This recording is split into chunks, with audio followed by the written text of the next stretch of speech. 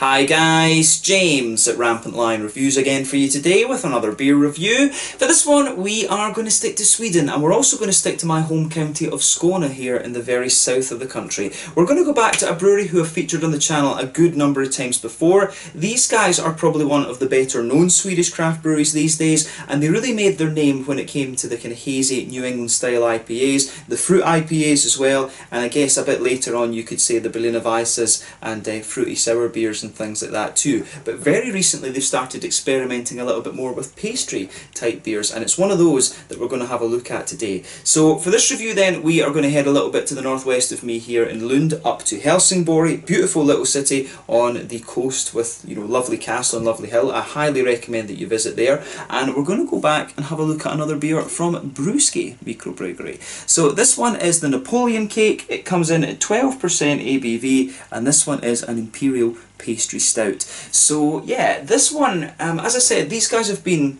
experimenting a little bit more with pastry type beers recently. They seem to have two sort of series, I guess, if you like. They're not really official series, I guess you could say, but I think, you know, they kind of are series at the same time. So in the pie series, there's been the triple berry pie and the strawberry pie. Highly recommend that you have a look at those. Those are awesome Berliner Weisses. But then they've also got the cake series as well, and the last one that they released in this, and the first one, it was the chocolate strawberry pear vanilla cake or something like that. It was something like that it was called, and that was supposed to be a really nice one. But then I saw this one was released as part of the July Lokalis Moska League assortment, and I thought, you know, this one sounds really interesting. Napoleon Cake, chocolate, strawberry, vanilla. I thought this one should be very, very nice. This is only the third stout beer that I've had from Brewski. The first one was the Snout Juice a good number of years back when the beers were still in bottles. More recently, of course, I had the Liftoff game, which was a collaboration with Bottle Logic over in California,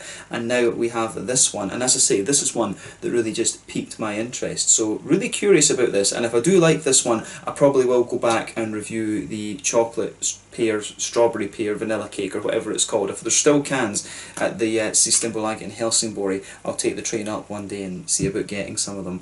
But yeah, really curious to see how this one turns out. My first Imperial Stout from these guys, maybe in about 7-8 months, something like that, but always cool to try this style from Brewski. I do wish these guys would try a few different styles actually, because when they do it, they always turn out to be very nice actually. So yeah, if you get the chance to try an Imperial Stout from these guys, I do recommend that you have a go at it. And if you're looking for some of the kind of the hazy New England IPAs, then this is a brewery that you really will enjoy. They're really quite wheaty and bitey, the New England IPAs that these guys do, and I really like that about them. So yeah, let's just see how we get on with this one then, the Napoleon Cake 12% Imperial Pastry Stout. So as always with my reviews, I'll tell you a little bit about the brewery before we taste the beer. If you want to get straight to the tasting, just fast forward. All the usual links are in the description below. That's the brewery website, the link to my other reviews that I've done from Brewski Mikrobryggeri before. This must be review number 20 or so that I've done from these guys, and I'm sure there'll be more in the near future. There's all the usual social media down there as well. If you want to see more reviews, do please consider subscribing to the channel. The whole channel, of course, has a geography-based tagging system, so you can go into the home page and search for beer based on country, city, state, county, province, prefecture, whatever it is you happen to be interested in. Do check out the playlists of beers from different countries. There is one there for all the Swedish beers that I've reviewed for you. That's constantly being added to, and as always, please do get in touch and let me know some of the other beers and breweries that you guys would like to see me review. It's always great to hear from you guys that are watching the videos, and the support that you show the channel is hugely appreciated. So anyway, to tell you a little bit about Brewski Mikrobryggeri then, on to my brewery notes. So Brewski, as I've told you before, were founded back in 2014, and they're based in Helsingborg in the northwestern part of Skåne here in the south of Sweden. I do recommend you go and check out the city, and if you get the chance, check out the Kullaberg Peninsula as well. It's a very beautiful part of the country and of the world, I guess you could say. But the founders of this company are Marcus Hjalmarsson, Johan Britsen, Alfred Olsson and Robin Skoglund, and all of these guys were largely inspired to get into brewing their own craft beer after trying the West Coast American beers. So Marcus is the main man behind the brewing side of things. He was originally associated with the High Nose brand of beer, which was brewed up at the Hugeness Brewery on the Kullaberg Peninsula that I mentioned earlier, and some of those beers are still brewed there, but all of the Brewski beers now are brewed at their own brewery in Helsingborg in the old train yards just to the south of the central station, and the brewery capacity is now in excess of 100,000 litres of beer per month. So these guys are brewing well over 1 million litres of beer per year actually. So yeah, pretty impressive from these guys. There's quite a bit of export going on from these guys too. But a bit later in 2016, they started their own beer festival, which was called Brewski, and you've seen me do a couple of videos of Brewski, 2019 of course being the most recent one, where I met up with Peter, Master of the Hoppets, once again, and I also met Simon from Real Ale Craft Beer. But Brewski in its first year had over 40 different brewers, and it's expanded year on year. I believe last time there was somewhere about 80 or maybe 100 brewers in 2019, and I guess when it returns in 2021 there probably will be more than that. But they also used to open up their brewery once a month as a bar, which was called Brewski, but they now have their own bar in Helsingborg which goes by the same name. This opened back in 2018, and it's interesting to go there. You always get some Brewski beers that you're never going to find anywhere else, like very small batches brewed on the keg, usually pilot batches and stuff, so definitely worth going to. But the food menu that they have there is very interesting as well. It's an American chef, and he does this kind of very modern take on ramen. It's not authentic, you know, with my experience of Japan I can definitely say it's not authentic ramen. But it is very, very nice actually, I have to say. I'll need to take Michiko up there and let her have a taste of it and see what she thinks. But I enjoyed the chicken one. The chicken one was very, very nice. But they now brew some of their beers as well over in America at Tampa Bay Brewing Company, and they're also looking to open up a bar now in Oslo in Norway, where Marcus also has a distribution company which is called Beerski, and they import Swedish beers into Norway, and I think quite a few of them go through Vinmonopolet as well, which is their equivalent of Systembolaget. But over 2019 they produced around 500,000 litres of beer in total, and as of July 2020, when I'm filming this review for you, these guys have produced in the region of 300 different types of beer. So when you consider that these guys have been around for about 6 years now, 300 beers, that's roughly 1 beer per week, about 50 beer, 60 beers per year actually. It's a better rate of, no, 50, brain's not working, yeah, 50 beers per year, so it's just under 1 beer per week actually, which is pretty damn impressive. So yeah, a very, very prolific brewery this one. Only a fraction of the beers I think are actually released through Systembolaget, which is a little bit of a shame. I do hope they change the laws in Sweden to kind of what they have in Finland, where you can go to the brewery and buy the beers, because there's a hell of a lot of beers from Brewski that are very, very nice that we just never really see here in Sweden, unfortunately. I would love to review more from Brewski, but as it stands now with the local Småska League, we are getting more than we were, which is obviously a very, very welcome thing. But yeah, very, very prolific brewery, and as I said, these guys really made their name for the kind of hazy New England style IPAs. One of my favourite ones was the Conan Double IPA. In my mind, they're still to top that. They've done some very, very nice hazy IPAs since then, but I think maybe the Conan one sticks with me because of the nostalgia effect. Little Big Hoppy was a good one as well, that I remember being very, very nice. So yeah, these guys very, very good in that style. You've got the Fever series as well, which is definitely worth trying with all the different fruits, kind of a fruit-based New England IPA, and you've also got the Pie series now, the Cake series, and various other different things. Just a very solid all-round brewery. I wish they did a few different styles too. I've noticed that they've been brewing a few Hefeweizens recently, so I need to see about reviewing one of those for you too. But yeah, that's all I can really tell you about Brewski Mikrobryggeri for the moment. If you want to learn more, of course, you can check out the brewery website. You can follow them on Facebook and Instagram to keep up to date with all the latest goings on, and of course you can check out the Rate Beer, Untappd and Beer Advocate pages to learn more about all the different beers that these guys have done. So yeah, let's get on and actually have a taste of this one then. So as I told you at the start of the video, this one was released as part of the Lokal och Småska League assortiment for July of 2020. The 1st of July was the exact release date in Systembolaget, and this one I believe cost me 60 Swedish crowns, which is the equivalent of about £5 British, €6, and yeah, that's probably about $6 US, something like that. So 330ml can, this one, 12% Imperial Pastry Stout, an Imperial Pastry Stout with strawberry, chocolate and vanilla flavours there. In the contents it says it contains barley, oats, rye and lactose, so yeah, should be a pretty sweet stout, this one. But yeah, the artwork is very, very nice, and you can see on the back here is the little Brewski dude down here. But yeah, you can see Brewski.se and then Brewski Moment.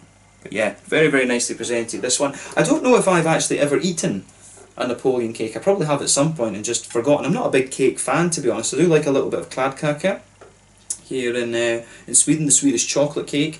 But other than that, you know, I really don't eat cakes very much. I mean, beers are I'm more into just trying different beers and a little bit of chocolate every so often, rather than, you know, going all out on the cakes, to be honest with you.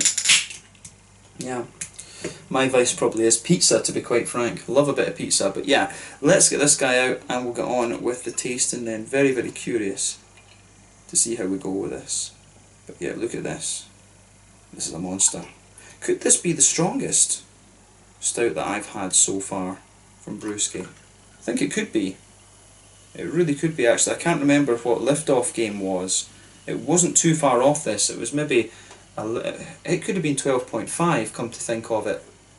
But yeah, this could well be the strongest Imperial Stout that I've had from Brewski yet. But if memory is serving me correctly, which sometimes it doesn't, if memory serves me correctly, this one is only the third Imperial Stout that I've had from Brewski. So a little bit of a special review, this one, I think. So yeah, as you can see with this one, and as you would kind of expect from an Imperial Stout, it's poured a lovely dark ebony rosewood colour. If I shine the light through this one, it does have a little bit of a kind of Coca-Cola coloured edge to it, but otherwise this beer is pretty much black as night. You could see when we poured the beer there was about a quarter finger of a frothy kind of medium tan head on this one. That's faded away just to be a kind of very thin foamy ring around the edge of the beer, and you know, the top of it is pretty damn clean looking, to be honest with you. It looks very, very slick. You can see from the lacing there. This one is a bit of a monster, but you know, you can tell with this one, since it's not retaining its head, probably not a lot of wheat in this one, more kind of leaning towards other things, of course. But the other thing is, when you go higher in alcohol, it does tend to be the case that the beer struggles to retain its head a little bit. But yeah, one or two big bubbles sticking towards the side of the glass there. You can see a few little ones creeping up towards the bottom of the surface of the beer, if you like. But yeah, in terms of what you should expect from an Imperial pastry stout, not a lot to you know, nothing really to surprise you in terms of this beer. But yeah, let's have a closer look at that aroma then and see how we get on. Very curious about this. Oh yeah, straight away you've got those kind of cakey notes coming out of this one. Obviously the thing that they'll be doing with this, it will be flavour essences and stuff like that they're putting in these. You know, the pioneer of this really was Omnipollo, and then recently, you know, you obviously had the likes of Amundsen with a dessert and a can series. I think Lervig have been doing their cake series as well. You know, pastry stouts are becoming gradually more and more popular, but of course the first brewery really to do this, at least in Europe, I think was Omnipollo, and other breweries are kind of joining in on the game now and doing very well at it, actually. I do enjoy a good pastry stout, I have to say. I've not had one from Omnipollo in a good while though, come to think of it. I need to see what's available. But this one's really interesting, actually. The aroma that comes out of this, it's almost, it strikes me, I mean, almost as being a little bit like gingerbready or something like that. That's the first thing that comes to mind, actually, with this beer, would be a little bit of a kind of gingerbready thing, but it's a bit too sweet almost to be gingerbread. It's a very, very nice smelling beer, I have to say. I like how it goes together. Where to start with this aroma though? It's just crazy. So yeah, I mean, straight away with this beer, you get that sort of cakey, pastry-ish type base to it. You know, it's a pastry stout, stating the obvious with that. But yeah, it really does have that kind of sweet, sugary, sponge cakey type smelling base to it. You really get that out of this beer. It's almost just got a little bit of that kind of almost milky pastry type thing to it as well. And when there's lactose in the beer, again, I feel like I'm stating the obvious with it. But yeah, a good little bit of chocolate for me coming out of this one. The chocolatey notes that come out of this beer, they're actually, I mean, you've got a good balance to this. You do have some of the darker, higher percentage cocoa chocolates, you know, a sort of 70-ish% darker cocoa there, but at the same time you've got the more milk chocolatey notes, the kind of 30% cocoa in there as well. And at the same time, it almost comes across as being a little bit like a kind of powdered type chocolate. If you smell the inside of a Nesquik, you know, chocolate milk powder mix thing, it really kind of smells like that. We have one in Sweden as well that's called Ahoy, if I remember rightly, and it really smells like one of these kind of, if you smell the inside of a, you know, these hot chocolate powder can things that you can buy, it really does remind me of that, on top of the kind of cakey base that the beer has. So yeah, I do get a good bit of the vanilla coming out of this one, but I would say that it mixes in quite a lot with the more lactosey elements of the beer.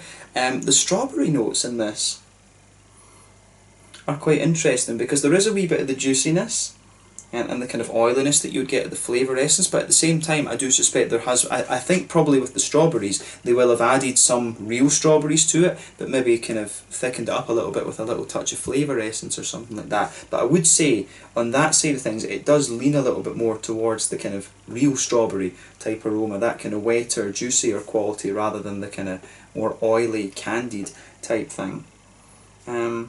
But yeah, the malt base of this one's really interesting. I mean, the more and more that I smell of it, you start to get a few kind of woody notes coming out of the beer. You start to get more, how do you say, you get some woody notes out of it, you get a little bit of nuttiness in there as well. You've also just got a wee bit of a kind of bready quality underneath too. It's very, very kind of layered, and there is almost, for me, there is just almost a sort of kind of slightly like gingery type spicy note to this one, which is very, very interesting. I'm not sure if this, you know, the Swedes love cinnamon. That would be one of the things. I mean, you know, it could well be it's a sort of mix of a cinnamony, gingery type thing that's kind of coming out of this. So it does have a wee bit of spice, and I mean, I wouldn't really be surprised if it's cinnamon. The Swedes love cinnamon. It's really grown on me, much like licorice has, since I moved over here 5 years ago. So yeah, this one, it's a very, very layered beer. So, you know, the aroma of this one is really, really complex. You know, you've got a nice kind of sort of pastry, cakey base, like I said. On top of that, you start to get the more kind of chocolatey notes that I was talking about. Then you get the juicier kind of strawberry notes a little bit further forward on the nose. You'll start to get some more kind of nutty, woody undertones there as the aroma develops. Is there a wee bit of brown sugar to this one? I want to say that there is maybe just a little touch of it. It really kind of smells like a the more that I smell of it as well, the chocolate starts to smell a little bit like a kind of chocolatey ice cream type aroma as well. It really, yeah, it smells a little bit like a kind of chocolate ice cream, a little bit like, you know, the fish food that you get from Ben & Jerry's, that type of ice cream. It really smells a little bit like that. The aroma of that's very, very interesting. On the hoppy side of things, I mean, there's a little bit of earthiness out of this one, a fairly kind of soft earthiness, wee touch of floral character, a little bit of grassiness, not too much to report really in terms of the green side of the hops.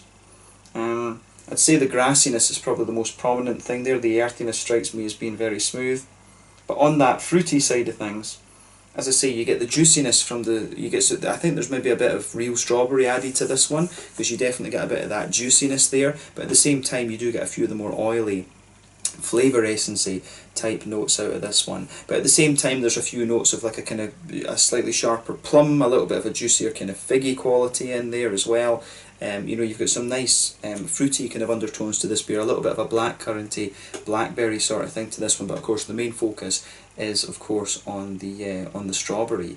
So yeah, take a little bit of time and enjoy that aroma before you get stuck into it. But for me, a very kind of pastry and sort of powdery chocolatey aroma coming out of this, with a lot of other sort of subtleties to it. You know, the vanilla I think is fairly subtle in this one. It mixes in with the kind of more lactosey elements as well, but the vanilla you can definitely pick out as more of a kind of subtlety of the pastry cakey side of things, if you like, rather than anything else. But yeah, lovely, you know, a lovely aroma to this one. Take a bit of time and enjoy that. But we're going to taste this one now. So this one is the Napoleon Cake, an Imperial pastry stout coming in at 12% ABV from Brewski Mikrobryggeri in Helsingborg in Skåne here in the south of Sweden. Let's get stuck into this one. Only my third Imperial stout beer from Brewski in all the years. Slange, skål.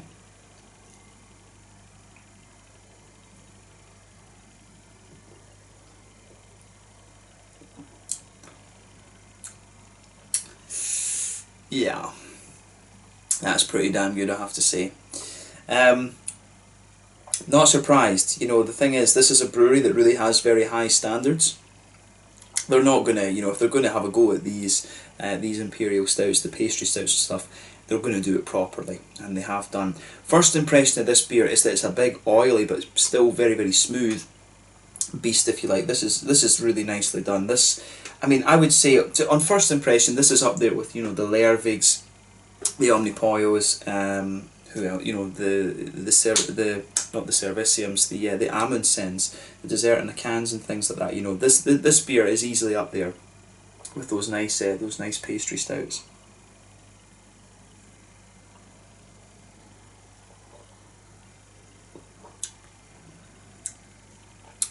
It's definitely one of the sweeter kind of pastry stouts I've leaned to as well. The other brewery that we should really talk about when it comes to stouts in Sweden as well is Nerd Brewing. And this one's Nerd Brewing, regardless of what type of stout it is, I think they've always got a bit of a roasty toasty backbone to them. This is definitely a very, very sweet leaning stout, this one, but for me this one's kind of, as I say, this is a style that this brewery are not known for, but this one I think is on a par with what the likes of Nerd Brewing are doing, but definitely quite a bit sweeter than the ones you'll get out of Nerd. This is a lovely beer. It gets a big thumbs up from me. You know, try this one. I think I probably will buy a can of the other one, the chocolate strawberry pear vanilla cake. I'll see about buying a can of that and getting that reviewed for you. But this one, certainly very impressed with this. Bit of a pricier beer at 60 kroners, but you know, it's worth it. I would say on the basis of the flavour, it is worth it.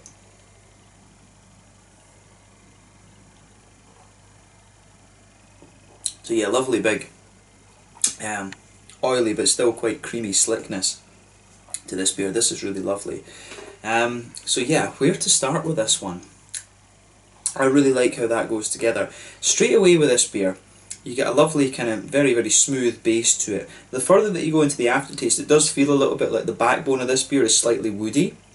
Like in the middle third of your palate, you can just feel this almost really lovely and smooth woody base, and then a lot of the other flavours that are in there are definitely a little bit more kind of slick and just sitting on top of it. As you go towards the back of the palate, you can feel a little bit of the more kind of roasty, toasty, kind of grainy qualities in there. The beer does have an element of kind of breadiness to it as well. On that back third of the palate, you get a bit of a kind of brown, bready, bread crusty type thing coming out of this one. I think it said there was rye in this, and that, you know, it kind of makes sense. You can really get a little bit of that kind of brown, bready-ish quality towards the back of the palate. A little bit of a roasty black malt underneath, like I said, and those slightly thicker kind of bready elements sitting on top of that. I really like that. So some of the more chocolatey notes spread further back onto that last part of the palate as well. But yeah, biggest complexity to this one is definitely in the middle third of your tongue. So like I say, you've got that lovely kind of smooth, slick, almost woody type base to the beer. If you go to the very centre of your palate and then move forward, you will get a nice kind of nutty undertone to the beer. If you go to the front corners of your palate and then move diagonally back, it's you know, you've got a really nice kind of woody undertone to the beer as well.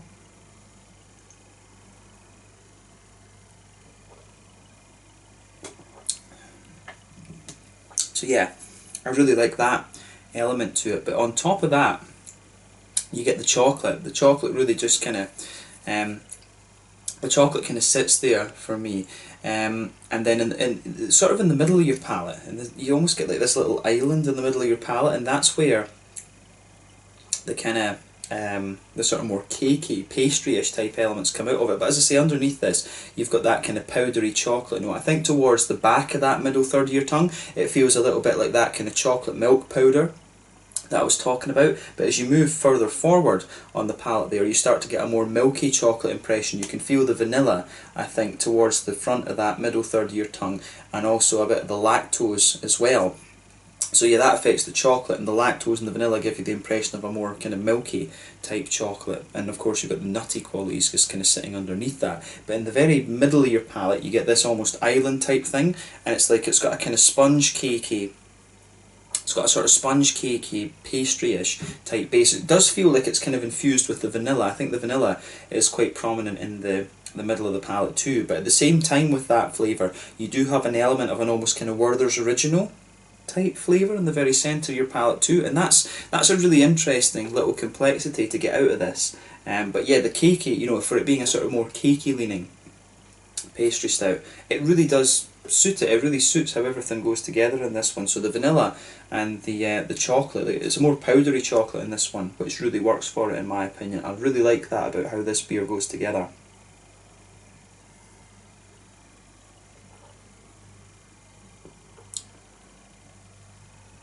But yeah, in the middle of the palate, you might get the impression of a slightly stronger brown sugar, like a very sweet caramel or a very sweet kind of biscuity quality. I mean, that really does sit there when you've got the liquid on your tongue. you really do get a little bit of that kind of sweet, brown sugary, caramelly sort of thing out of this one. It's almost got the consistency of maple syrup, but it's not quite as light and airy a flavour, I guess you could say, as maple syrup is. But yeah, it's definitely got, there is definitely a lot of brown sugar sitting in the very centre of your palate here with this one.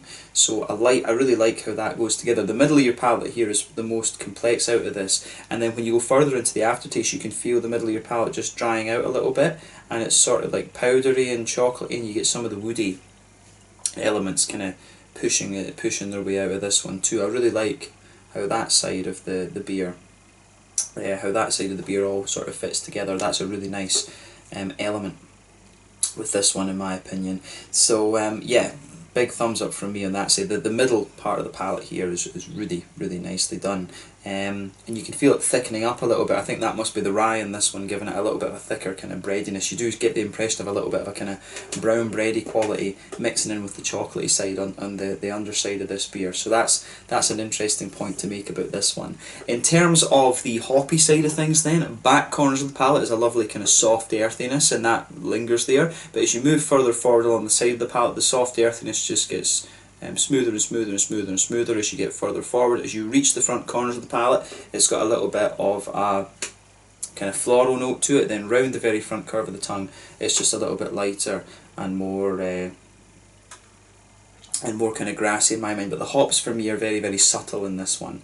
I don't think they're playing too much of a role in the beer, to be honest with you. They are one of the kind of less prominent features of it, if you like.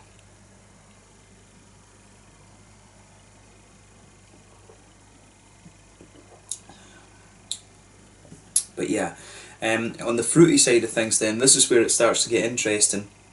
As I always say, behind the front curve of the tongue, on the front third of your palate, you get that lovely oily bubble where the juicy fruity esters from the hops just kind of push their way out of the beer. And for me, the fruity side of this is very, very interesting. It does feel a little bit around I mean, in the aroma it smelled as if there was a little bit of real strawberry added to this one, but I think the strawberry flavour is flavour essence in this one. It's got that oily kind of candied quality to it, and usually if there's a bit of strawberry added to it, you would get a little bit of wetness around the edge of the tongue. The sort of the strawberries, if you add fruit to a beer, basically it suppresses a little bit of the green side of the hops. There is a wee bit of that here, but at the same time I'm more leaning towards saying that it's a, you know, I'm more leaning towards saying that the strawberry flavours are flavour essence, to be honest.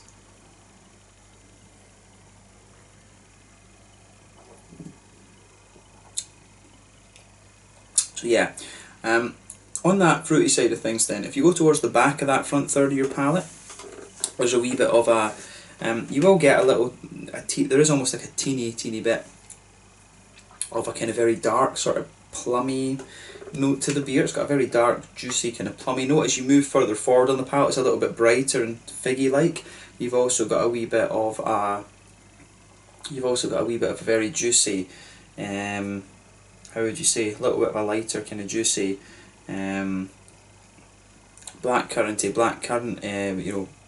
blackberry sort of thing. As you reach the very kind of front tip of your palate, it starts to lean to a more blackcurranty blackberry sort of thing, and those flavours linger into the aftertaste. But really underneath that you get a sort of juicy figgy-ish type quality, and that's where the kind of strawberry is lying. The strawberry kind of flavours are mixing with this kind of almost figgy type note. So yeah, the base of the fruity part of the beer is that kind of oily flavour essencey strawberry, but a little bit of a figgy note to in it as well. The back of that front third of your palate's a bit more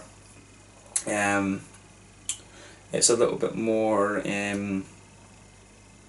how would you say, definitely a little bit more kind of like plummy, maybe raisiny a little bit too, but yeah, juices up as you come forward, and then it's a little bit more kind of blackcurranty and blackberry like on the front of the tongue too. But yeah, I like how this side of it goes together. It's very, very nicely done. So yeah, the fruity side of the beer I think is very interesting. The fruitiness leans towards that more oily end of the spectrum. Between the kind of front third of your palate and the middle third of your palate, there is a wee bit of a kind of sort of cake, you know, almost like fluffy cakey, chocolatey cakey type quality to this beer as well. So yeah, this one's got a hell of a lot of complexity to it.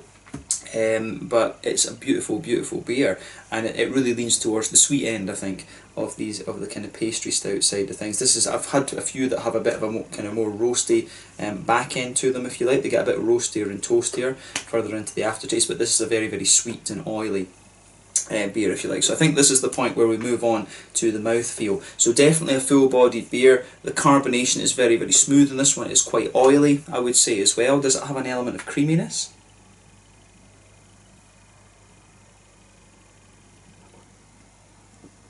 It does have a wee bit of that kind of creaminess to it, I would say.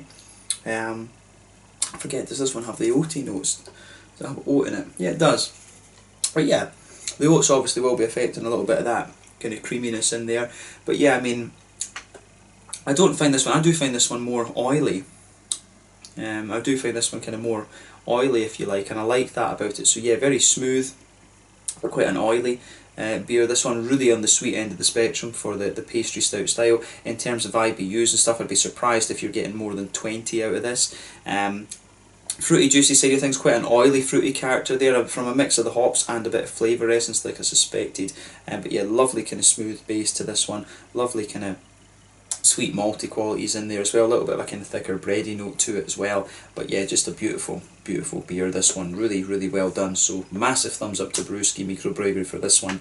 Another really solid beer. But only my third Imperial Stout that I've had from them. But this does make me want to check out the chocolate strawberry pear vanilla cake that came out last month. As I say, I'm sure there'll be cans somewhere around Skåne of that still, so I need to check that one out. But yeah, this is a beautiful beer, and I highly recommend that you check it out. 12%, and it covers its alcohol very, very well. So yeah, let's leave it at that for this one. This one is the Napoleon Cake 12% Imperial Pastry Stout from Brewski Mikrobryggeri in Helsingborg here in Skåne in the very south of Sweden. Awesome to see these guys doing another different style. I do wish they would try a few other things. You know, it'd be cool to see these guys do a lager beer. Actually, I'd love to see Brewski doing like a Helles or a Pils, or you know, something like that, or even a Doppelbock. That would be really cool. I'd love to see these guys experiment a little bit more with different styles, but you can't blame them to stick in what they're good at. They're very known for the hazy New Englands, the Berliner Weisses and things like that, so yeah, I can understand their point. But yeah, let's leave it at that for this one. This one was a beautiful beer, and from a brewery that I really recommend you check out, actually. So yeah, thank you again for watching my beer reviews. Until the next time, please like, subscribe, share, all the usual YouTube stuff. Let me know your own thoughts on this one in the comment section below. Let me know what your favourite beers are from Brewski Mikrobryggeri as well. Brewery that I would highly recommend. Conan Double IPA is one of my favourites. The Fever series is very good as well, and they're releasing new beers all the time, so you keep an eye on these guys. Find a beer that you think you'll enjoy, and you know you will enjoy it. But as I say, the Mango Fever, Passion Fever are probably the two more accessible beers that are really pretty damn good that you should try. But yeah, this one was the Napoleon Cake, a 12.0% sorry, chocolate vanilla strawberry flavoured pastry stout from Brewski Mikrobryggeri, Helsingborg, Skåne, here in the south of Sweden. Thanks again for watching, and I will catch you guys very soon. Slanja, skål, make sure you check out Brewski, and I'll catch you guys very soon. Cheers.